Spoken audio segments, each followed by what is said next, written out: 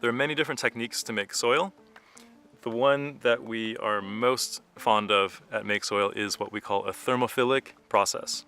It's an active microbial process that gets to temperatures of around 130 degrees Fahrenheit or more. There are only a handful of principles that you need to know in order to make soil. The first is the carbon to nitrogen ratio. In general, we're going for roughly 30 times as much carbon as nitrogen. Said another way, 3 times as many browns as greens. Browns are things that if you left them on your counter and went away for a month, you could come back and they wouldn't have rotted or started to smell or anything. These are dry leaves, wood chips, sawdust, paper towels, things like that. Greens are any matter that if you left it in your fridge for too long and went away on vacation, you would worry about it smelling or rotting during that time. So again, we're going for 3 times as many browns as greens. After carbon and nitrogen being in balance, we're concerned about airflow.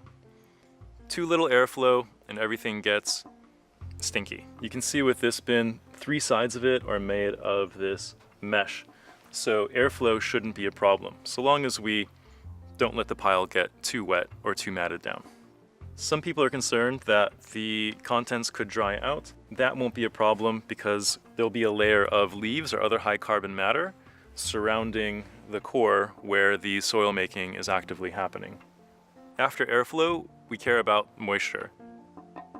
If there's too much moisture, the bin will be likely to smell. If there's too little moisture, things will remain dry and not much will happen. The right amount of moisture will have the consistency of a wet sponge. After that, we have the amount of thermal mass or volume. You can't make soil in a thermophilic way inside of a teacup. You need a certain volume. Around 1 meter squared is a good size. We want to have enough capacity to handle the food waste from neighbors as well. So we don't recommend going too much smaller than this. You'll see on our site that we visit with other soil makers and check out their bins and their soil sites to see what's going on. Whenever there's a problem, you'll notice that we always find an issue with one of those 4 principles.